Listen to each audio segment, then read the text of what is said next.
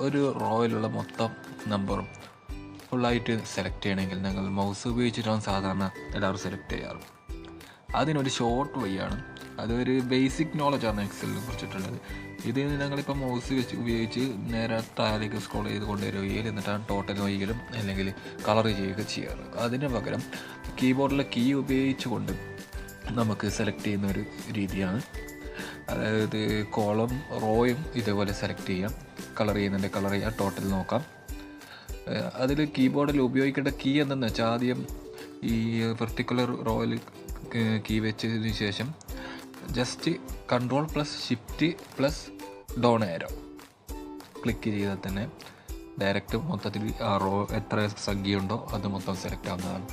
അതുപോലെ തന്നെ ആ റോയും കോളം സൈഡും ഇതേപോലെ സെലക്ട് ആക്കാം. ഇത് നമുക്ക് കളർ ചെയ്യാനും ടോട്ടൽ ചെയ്യാനെല്ലാം ഉപയോഗിക്കാം. Follow for more.